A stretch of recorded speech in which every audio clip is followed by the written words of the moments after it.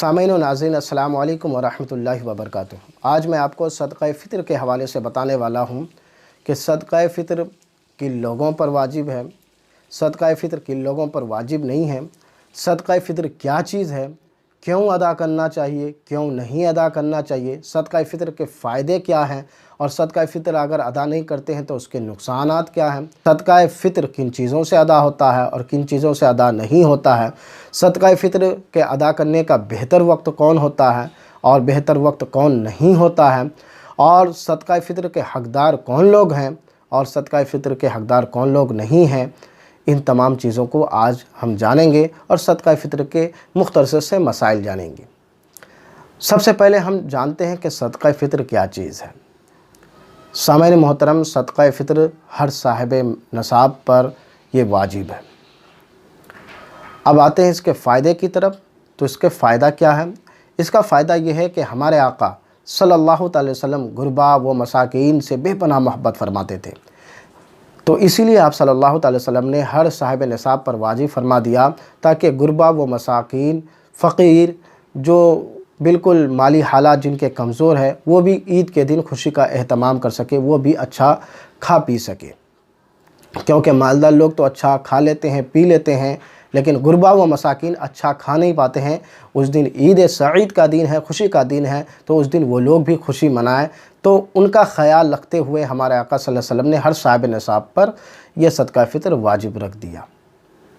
दूसरा फ़ायदा ये है कि सदक़ा फ़ितर अगर हम अदा करते हैं तो रमज़ान के दिनों में रोज़ा रख कर के जो हमसे फजूलियात या लग़्व बातों की वजह से जो हमारे ऊपर गुनाह हुए हैं या हमारे रोज़े में कमज़ोरी आ गई है, वो कमज़ोरी हमारे सदक़ा फ़ितर से दूर हो जाता है और रोज़ा का हमें भरपूर इनाम व इकराम और सवाब मिलता है।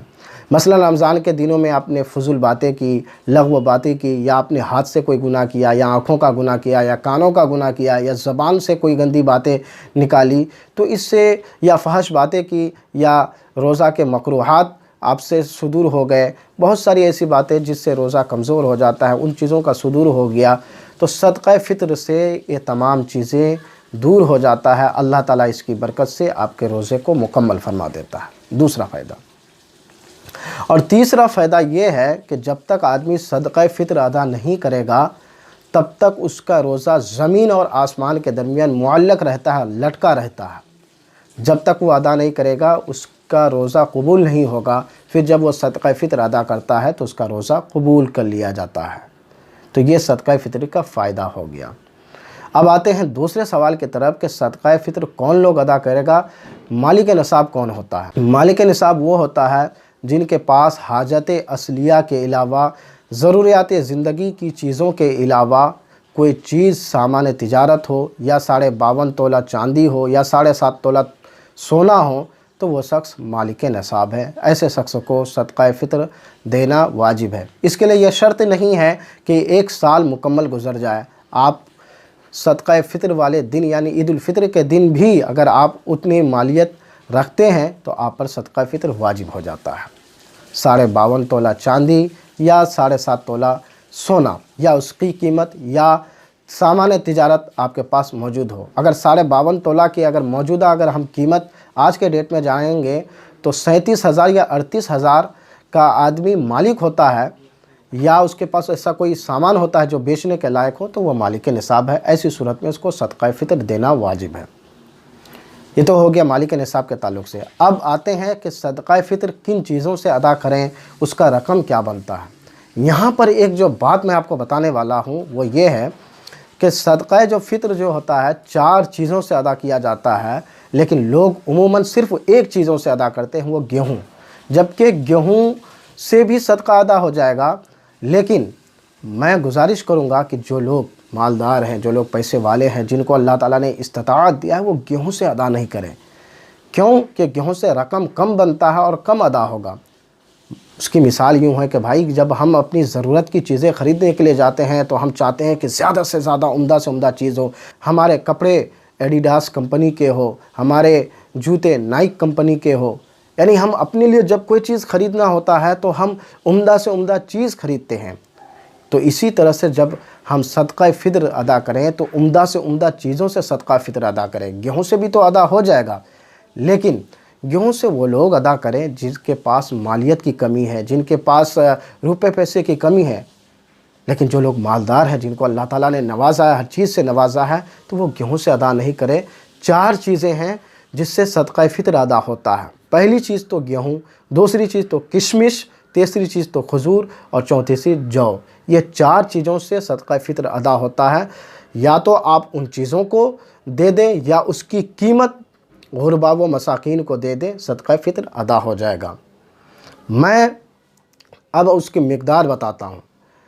गेहूँ से अगर आप सदका फ़ित्र अदा करते हैं तो 2 किलो 45 ग्राम गेहूँ यह सदका फ़ित्र बनता है। आप जिस इलाके में, जिस जगह में, जिस शहर में रहते हैं और जिस दिन आप सदका फ़ित्र अदा करते हैं, उस दिन की मौजूदा कीमत को देख लें कि उस दिन कितनी कीमत 2 किलो 45 ग्राम गेहूँ की है, तो आप उतना रुपये सदका कर दीजिए। या आप चाहे तो गेहूँ दे दीजिए, या चाहे तो उतना पैसा दे दीजिए, या उतने पैसे की आप कोई भी चीज़ दे दीजिए। मसलन दाल, चावल, कोई भी घर के ज़रूरत की चीज़ खरीद करके उतने पैसे का आप दे दें।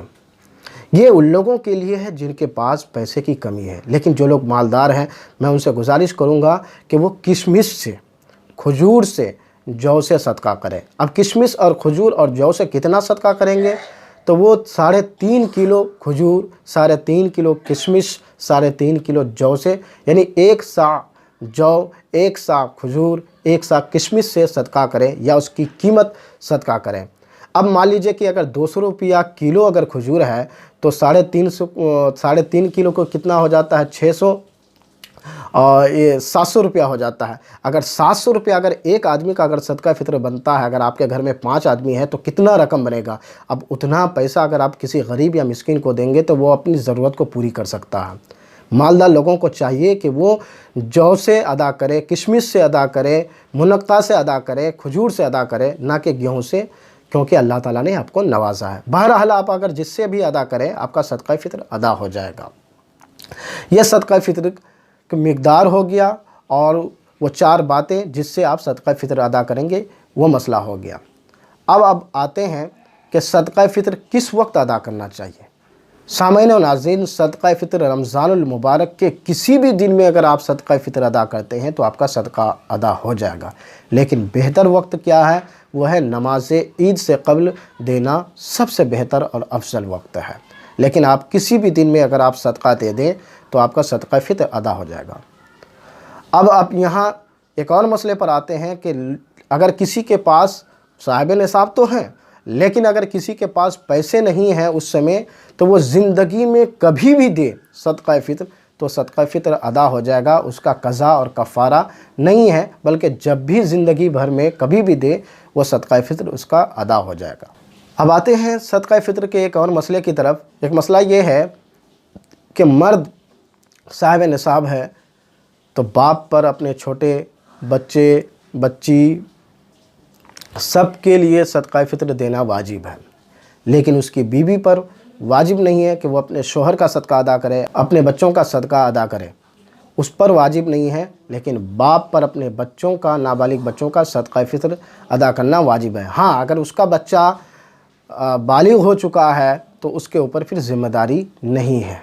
अब आते हैं एक और मसले की तरफ। एक मसला ये है कि क्या जो लोग शेख फ़ानी है, यानी जो लोग बिल्कुल बूढ़ा हो चुका हो, कमज़ोर हो चुका हो, अब रोज़ा रखने की इस्तिताअत नहीं है, रोज़ा रखने की ताकत नहीं है, ना आइंदा ताकत आ सकती है कि वो रोज़ा रख सके या उसका क़ज़ा कर सके, तो ऐसे शख्स पर भी सदका फ़ित्र वाजिब है। या जो लोग बिला उज़्र शरई रोज़ा नहीं रखा, वो अगर साहिब निसाब है तो उस पर भी सदका फ़ित्र वाजिब है। चाहे रोज़ा रखो, चाहे रोज़ा नहीं रखो, तब भी आप पर सदका फ़ित्र वाजिब है। उसके अलावा सदका फ़ित्र के बेशुमार मसाइल हैं। जितनी गहराई तक जाइएगा मसाइल उतने बढ़ते चले जाएंगे।